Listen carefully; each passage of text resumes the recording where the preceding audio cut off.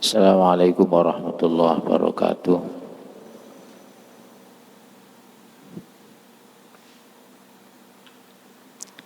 Innal hamdalillah nahmaduhu wa nasta'inuhu wa nastaghfiruh wa na'udzu billahi min syururi anfusina min sayyiati a'malina man yahdihillahu fala mudilla lahu. Allahumma shalli wa sallim wa barik alaihi wa ala alihi wa sahbihi wa man tabi'ah, amma ba'd.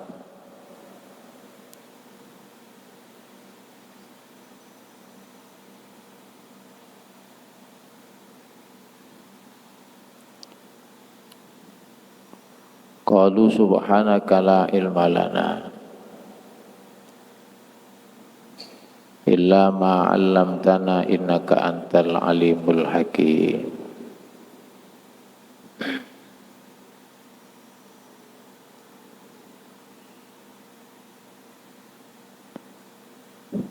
Kita masih melanjutkan yaitu bab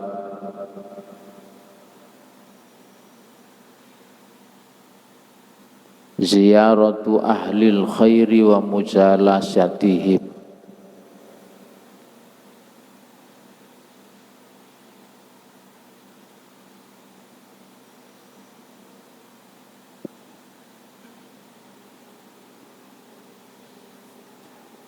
Yaitu keutamaan berkunjung kepada orang yang baik ilmunya, wawasannya, akhlaknya itu lebih unggul.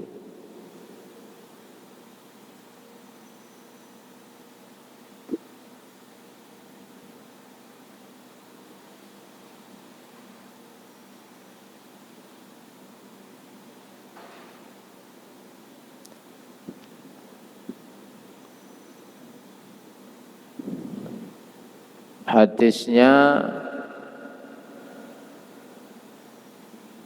nomor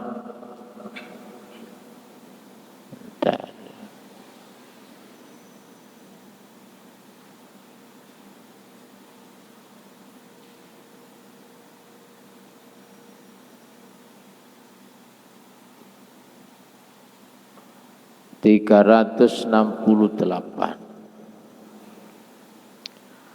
Wa an Abi Musa al-Asy'ari radhiyallahu anhu anna nabiyya sallallahu alaihi wasallam qala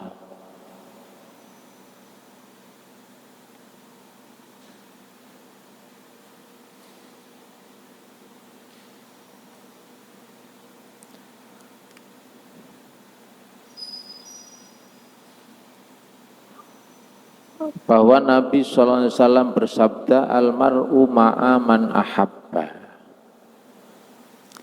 bahwa seseorang itu akan selalu bersama dengan orang yang ia cintai.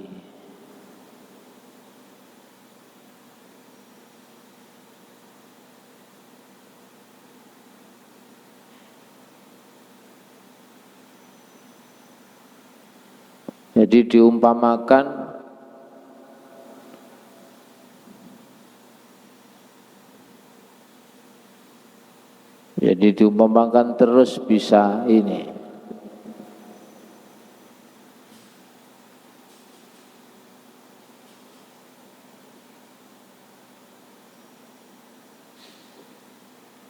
Muttafaqun alaih, hadis riwayat Bukhari dan Muslim.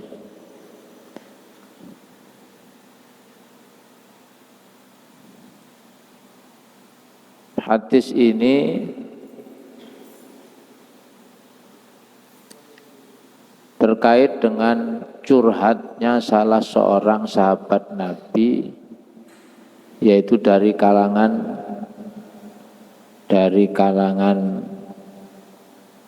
A'rabi. A'rabi itu kalau kita terjemahkan itu orang Badui.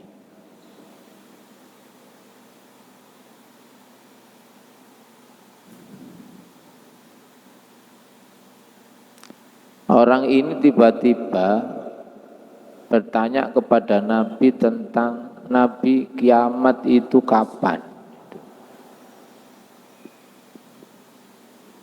Jadi orang ini atau sahabat ini bertanya kepada Nabi, kiamat itu kapan terjadinya?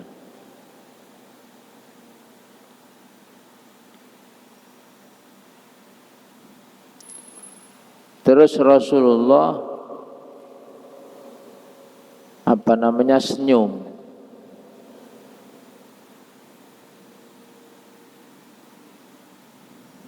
Lalu Nabi ganti yang bertanya, jadi belum dijawab ini. Nabi ganti yang bertanya.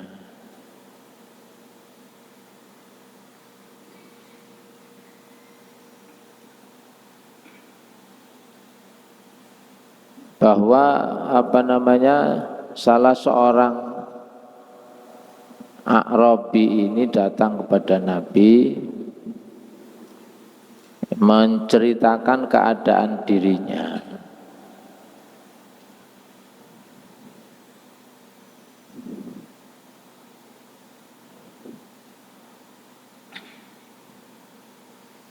Ketika ditanya atau ketika Nabi ditanya kapan hari kiamat, justru Nabi tidak menjawab pertanyaan itu, tetapi menjawab sisi yang lain. Jadi ditakoi karena istilahnya apa ya? Ya tentang kiamat tadi itu, terus Nabi ganti balik bertanya, kamu tanya tentang kiamat itu memangnya kamu sudah siap? Atau istilahnya ma'adat talaha, kamu sudah punya persiapan apa? Kok tanya-tanya tentang kiamat, memangnya kamu sudah siap? Wis duwe sangu dah itu. Itu kalau bahasa kita itu gitu, wis duwe sangu dah. Jawabannya sederhana. Qala, kemudian si orang A'rabi ini kemudian menjawab, hubbullahi wa rasulih. Jadi ketika ditanya, lho awakmu wis duwe bekal dah? Termasuk istri dan anak sudah punya bekal.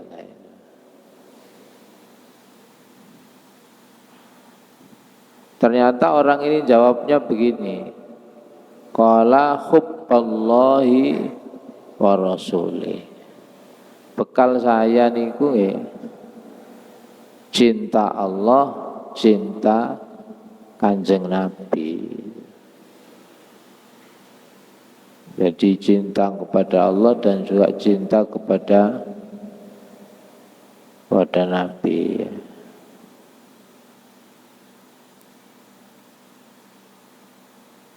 Jadi gampangannya ketika ditanya bekal niku, bekalmu apa? Kalau bahasa sini itu bekal kula niku mencintai Allah dan Rasulnya.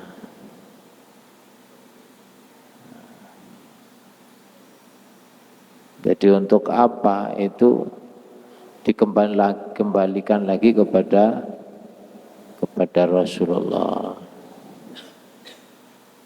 Terus akhirnya Rasulullah menjelaskan secara rinci, yaitu di hadis selanjutnya itu,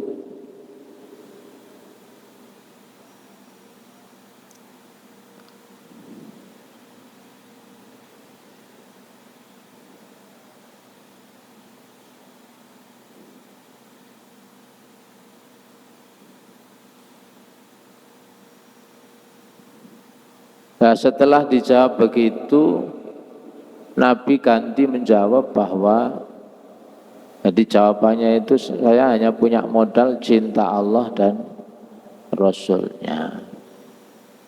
Maka kemudian Nabi menjawab, anta, engkau, ma'aman, yaitu bersama orang yang ahbabta, engkau cintai. Jadi kalau engkau cinta Nabi, maka nanti akan mendatangimu. Kalau cinta ini, jadi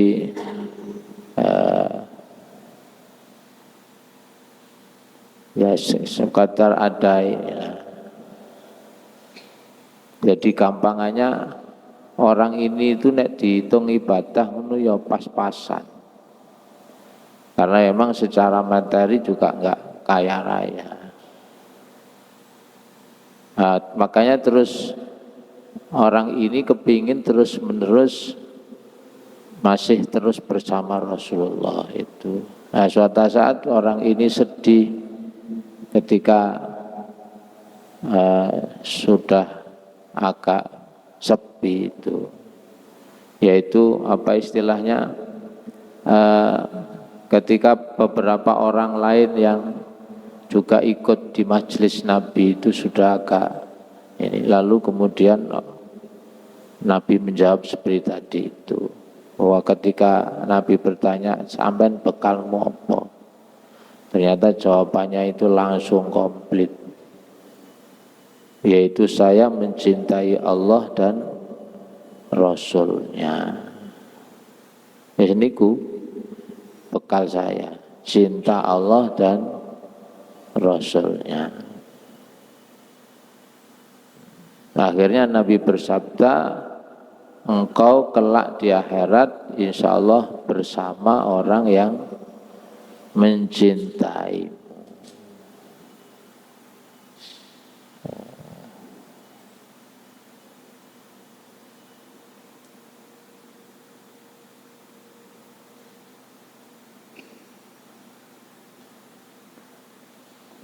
Cuman konsekuensi kalau mencintai Nabi itu ya pasti punya amalan-amalan tambahan yang istiqomah.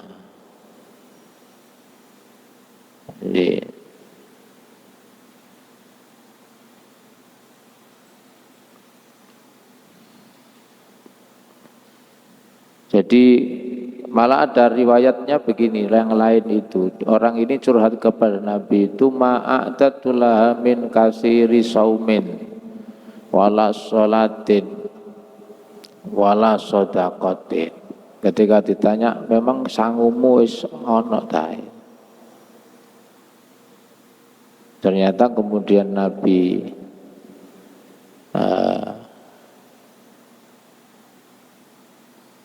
yaitu Nabi menjawab bahwa engkau insya Allah akan bersama-sama orang yang apa istilahnya ya mencintai ini, bersama mencintai Rasulnya itu. Bahkan dia secara ini curhat kepada Nabi itu, saya ya tidak ahli puasa, saya juga tidak cukup bekal yang banyak yang berhubungan sholat tahajud, sholat atau qiyamul lail itu.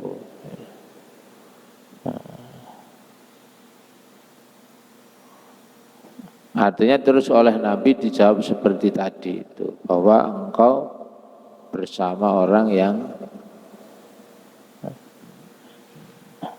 yaitu orang yang dicintai, bahwa orang itu akan bersama dengan, karena yang dicintai itu Rasulullah, maka berarti nanti diikutkan rombongannya Rasul itu. Cuman begini, kalau bicara mencintai Nabi itu jangan samakan dengan cintanya abang itu. Cinta arek sing sik nom-nom. Jangan bandingkan dengan itu. Kalau itu mengarahnya nanti bukan ke ini, tapi ke nafsu.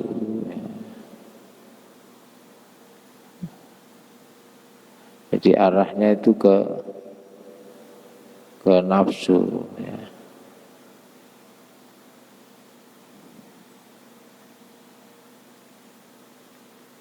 Jadi prinsipnya orang yang mencintai Nabi maka insya Allah nanti di akhirat juga akan dipertemukan dengan Nabi. Jadi karena setiap orang itu akan dikumpulkan dengan orang yang disukai. Bahkan jangankan manusia, dunia binatang itu pun ya runtang-runtungnya itu ya terhadap yang memang belum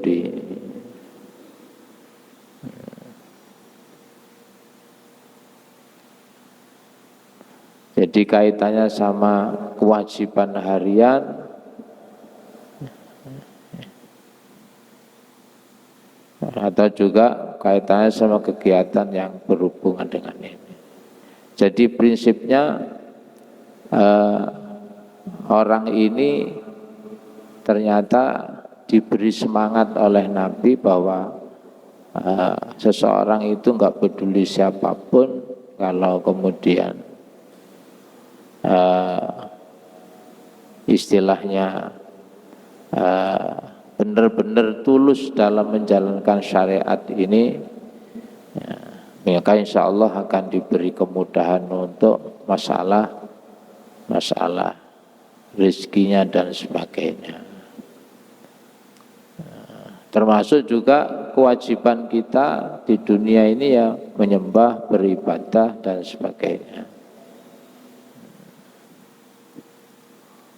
Lalu tambahan-tambahan itu disesuaikan dengan kemampuan masing-masing. Jadi disesuaikan. Yang yang berusaha menjaga penyakit hati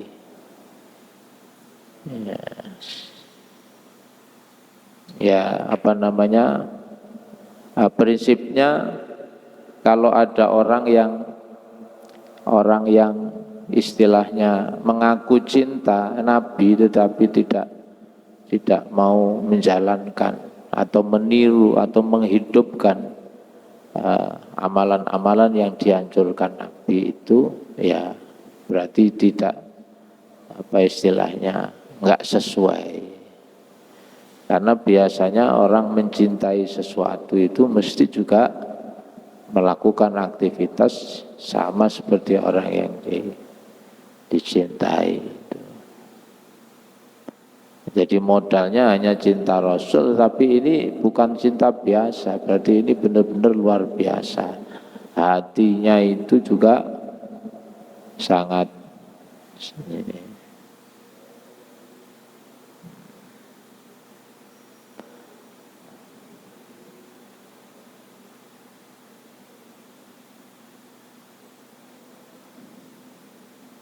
Kemudian di hadis ini fi hadzal hadis ada kesimpulan sedikit bahwa di dalam hadis ini al-hassu ala mahabbatin sholihin, yaitu yang pertama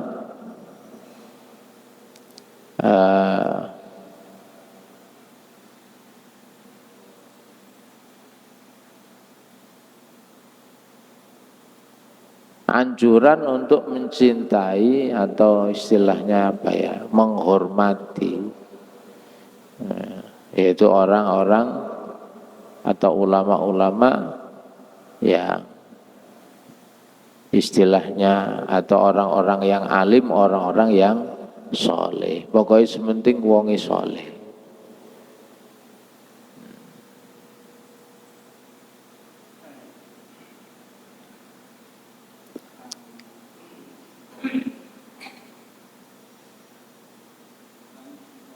Nggih.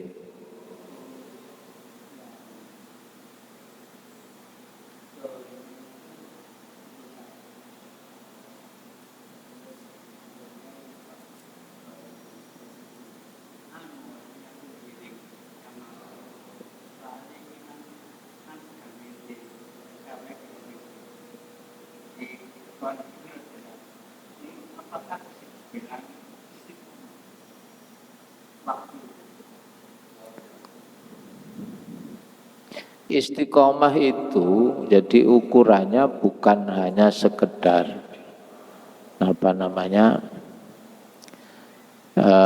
jadi istiqomah itu ukurannya adalah berusaha semaksimal mungkin untuk melakukan apa yang diperintah oleh Allah, juga sebaliknya berusaha semaksimal mungkin menghindari semua apa yang dilarang oleh Allah, walaupun banyak godaan, banyak tantangan, tapi tetap berusaha untuk apa namanya sesuai dengan itu. Jadi makna istiqomah sendiri itu jejak. Jadi kalau dimaknai Jawa itu maknanya jejak. Jadi apa namanya, ya perilakunya atau itu mengarah ke ini. Jadi perilakunya itu ya jejak tadi itu. Jadi ya bisa dikategorikan seperti contoh jenengan tadi itu, bisa dikategorikan istiqomah. Misalnya begini, kalau di beberapa daerah itu saya pernah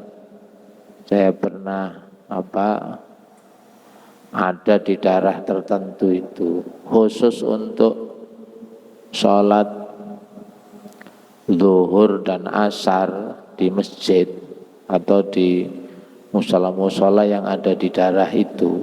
Jadi khusus untuk zuhur dan asar itu ini. Jadi khusus untuk zuhur dan asar itu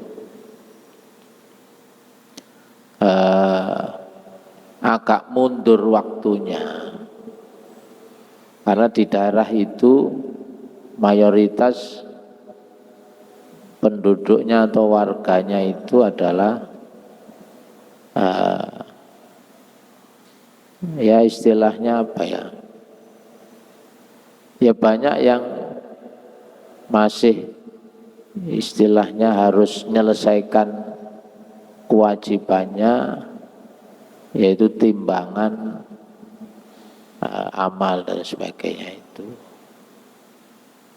Atau istilahnya begini, jadi diundur itu karena mempertimbangkan supaya yang lain itu juga bisa semua. Jadi istilah itu undur itu supaya sing liyane itu ya ora sampai ketinggalan. Gitu.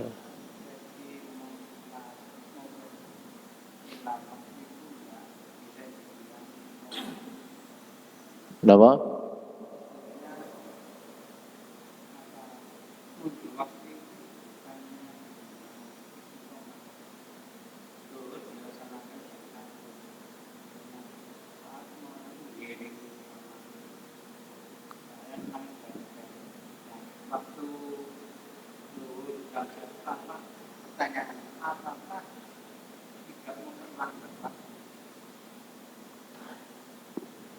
Kan begini,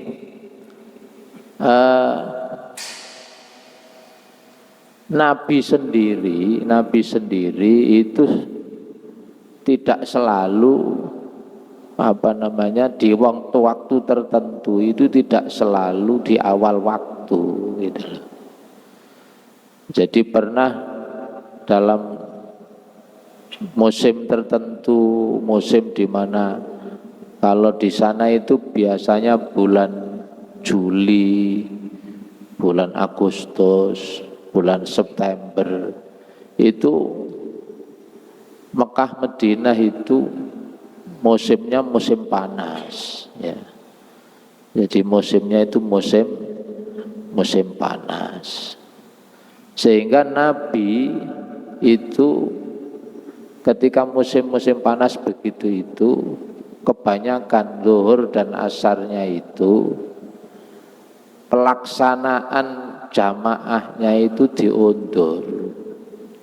Jadi menunggu rada adem itu. Jadi yang begitu itu juga bisa dikategorikan tetap istiqomah. Jadi bukan mengundurnya bukan karena malas itu loh. Ya. Jadi karena ngundurnya itu kan ada alasan yang dibenarkan oleh syariat itu loh. Yang tidak dikategorikan istiqomah itu mundurnya itu krono males. Jadi yo gak ono apa-apa, ndak ada alasan-alasan yang kuat yang dibenarkan oleh syariat. Yo gak ono acara apa-apa, umpama di awal itu ya gak ganggu apa-apa. Nah, yang begitu itu kalau istilahnya sebabnya itu karena memang malas, yaitu yang sudah keluar dari nilai istiqomah itu. Tetapi kalau alasannya memang dibenarkan, itu insya Allah masih dikategorikan istiqomah. Ukurannya bukan hanya itu, ukurannya itu bersungguh-sungguh semaksimal mungkin menjaga kewajiban atau perintah-perintahnya Allah itu.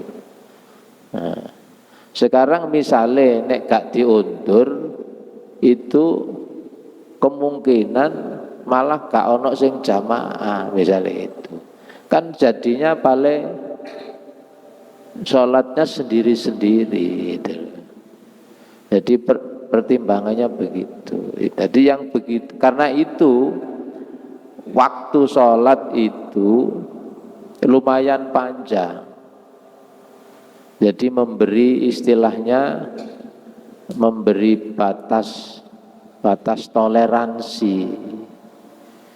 Makanya zuhur itu ya waktu habisnya itu ya sampai asar itu masuk. Sekarang asar saja kan jam 15 lebih berapa. Jadi jam 15 lebih ini. Artinya kalau seandainya dilaksanakan jam 1 ke 3 itu sik suwe itu loh. Cek ado, jadi nggak bisa dikategorikan. Nah, tetapi juga tergantung sebabnya tadi itu. Kenapa kok jam 1? Males misalnya itu. Ya itu saja meneh. Nah, itulah. Tapi karena ada masalah-masalah yang alasannya itu dibenarkan, itu artinya bukan karena males, tapi karena pertimbangan-pertimbangan yang lain itu dibenarkan, dan itu masuk kategori jejak tadi itu istiqomah. Ya. Dan memang rata-rata di daerah-daerah yang umumnya masyarakatnya itu petani ya. Petani itu umumnya biasanya zuhur sama asar itu mesti mundur. Yang tepat waktu itu hanya yang malam, yaitu maghrib, isya, subuh itu.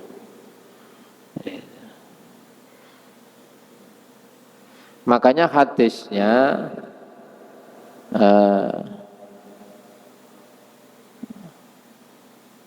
ayul a'mal afdal, itu ketika ada yang bertanya amal apa yang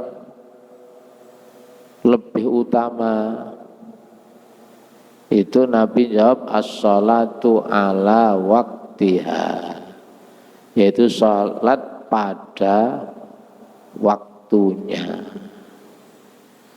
Di redaksi hadis itu ada beberapa redaksi hadis, ada yang menggunakan fi awali waktiha, tapi ada yang nggak pakai kata awal. Jadi sholat pada waktunya, artinya masih di waktu, jadi masih di waktu yang dia itu akan sholat itu.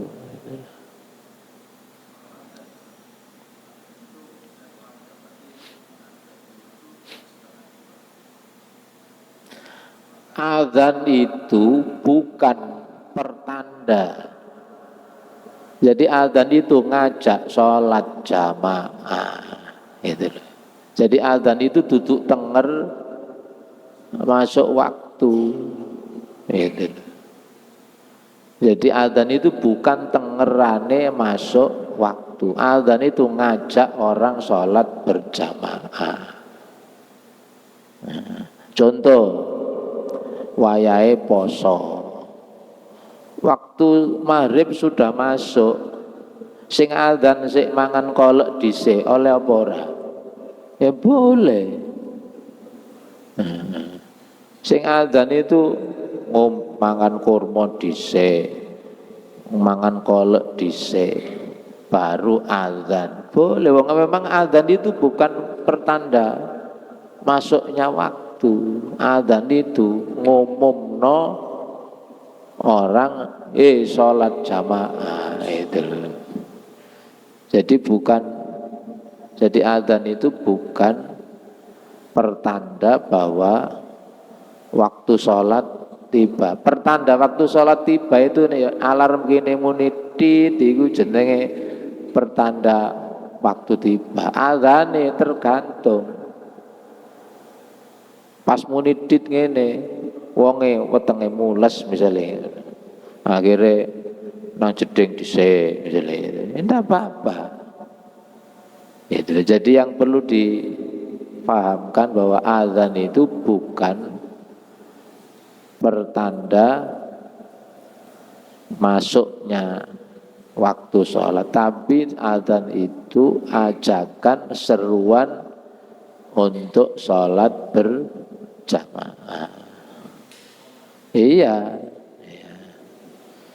Jadi seruan untuk sholat berjamaah. Itu. Jadi karena itu sebelum waktunya pun, kalau memang itu disepakati, itu ya boleh-boleh saja. Contoh, sejak zaman khalifahnya Utsman bin Affan, Jumatan di zaman khalifahnya Utsman itu azane ping 2. Jadi Jumatan itu di zaman Nabi cuman sekali, tapi di zamannya Utsman bin Affan itu azan Jumatnya itu 2 kali. Pertama itu azan masih belum masuk waktu, untuk memberitahu supaya orang-orang itu sudah siap untuk sholat Jumat. Kalau di Mekah Madinah sekarang itu kurang lebih itu ya antara 45 menit sebelum waktu Jumatan itu masuk, itu sudah ada azan. Baru nanti ketika waktu masuk terus dimulai, imam naik ke mimbar, azan untuk yang kedua kalinya. Nah itu dipraktekkan sampai sekarang seperti di Nabawi dan Masjidil Haram. meneruskan kebiasaannya sahabat Utsman. Karena di zaman sahabat Utsman itu umat Islam sudah jumlahnya sangat banyak, ketika Jumat itu hanya satu adatnya, itu banyak yang ketinggalan gitu loh. Jadi banyak yang ketinggalan. Akhirnya terus disiasati ini. Ada dua. Jadi adzan sebelum waktunya masuk wis adzan. Dan semua orang sudah ngerti bahwa itu gorong masuk waktunya. Hanya untuk istilahnya mempersiapkan, jadi supaya siap. Gitu. Nggih, monggo.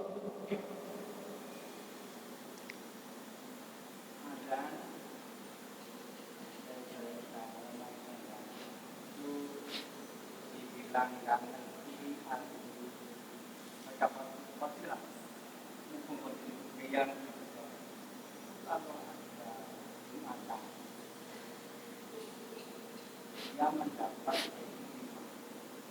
khotbah akan tersebut pulang jadi bingung apakah ada dalilnya, ada khotbah juga, ada khotbah nggak mau jadi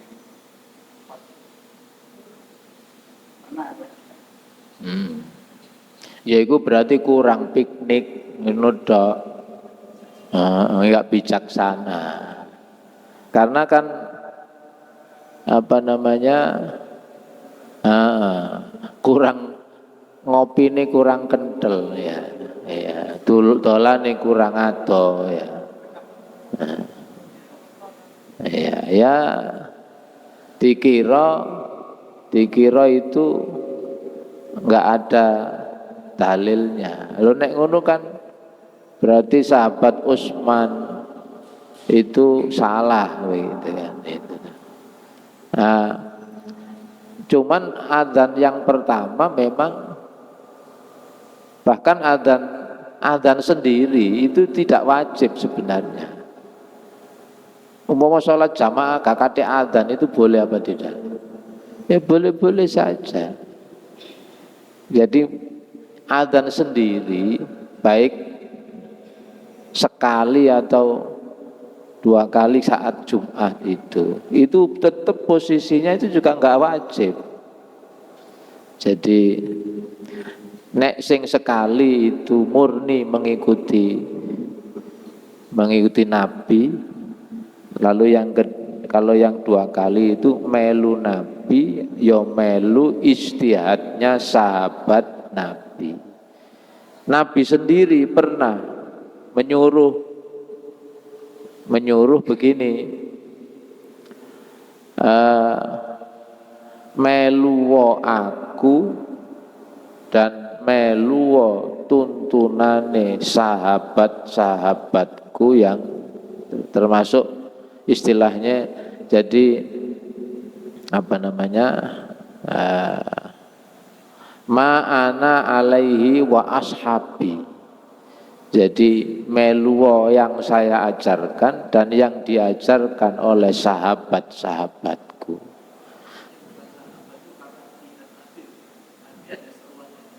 Iya, Nabi itu pernah pokoknya nek sing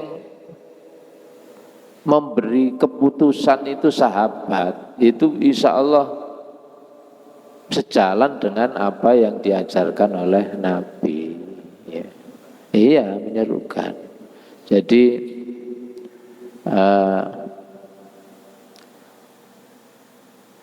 bahkan ada hadis redaksinya begini, alaikum bisunnati wa sunnati khulafair rasyidin.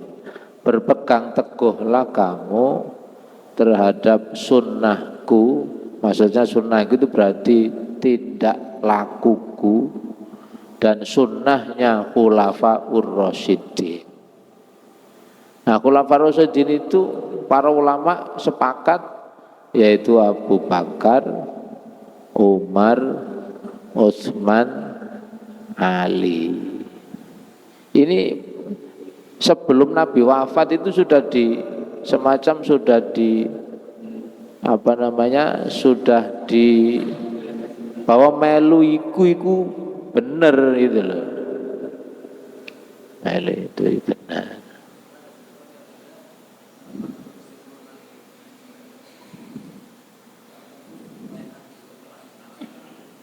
Loh, kalau sahabat mesti nek nggak pernah ketemu Nabi duduk sahabat.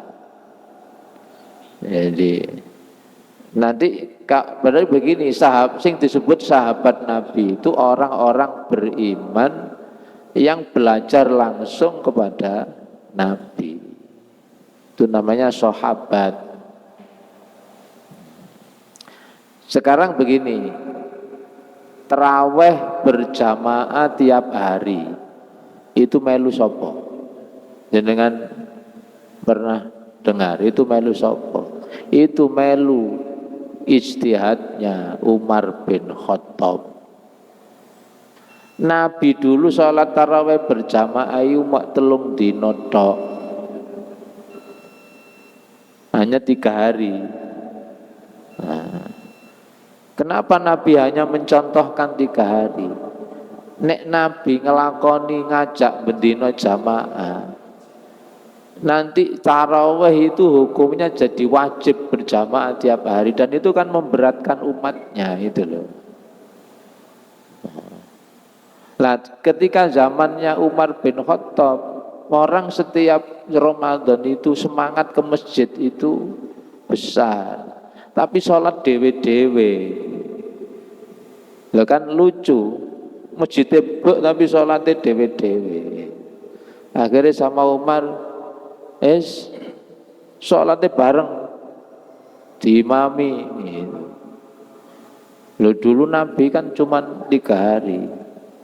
Nah, jawab alasannya Umar sederhana, tapi Nabi kan pernah nyuntui masih 3 dino. Nah, 3 dino itu berarti Nabi sudah memberi contoh. Lah terus alasannya apa Nabi memberi contoh 3 hari itu? Karena khawatir nanti jadi wajib. Kalau Nabi ngerjakan tiap hari berjamaah sakno wong-wong, nanti hukumnya jadi wajib. Lah nek tarawih wajib iku sakno wong-wong sing kerja, sing enggak punya kesempatan untuk bisa tarawih berjamaah, itu kan sakno gitu. Iya, sing marung barang itu, kurung kober, kora-kora wis iku misalnya gitu. Nah, alasannya begitu. Pokoknya Nabi wis tahu memberi contoh berarti wis bener. Terus kalau saya yang melakukan tiap hari, saya kan bukan Nabi, gak kira dadi wajib gitu loh. Itu alasan Umar bin Khattab.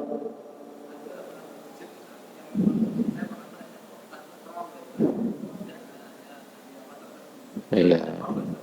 Ya gak apa-apa, cuma ya eman mulai. Iya, eman. Karena begini, mencontoh Khulafaur Rasyidin termasuk Umar bin Khattab itu dikongkon Nabi. Jadi disuruh Nabi. Jadi melu sunnahku, ya melu sunnahe Khulafaur Rasyidin itu siapa? 4. Abu Bakar, Umar, Utsman, Ali. Itu.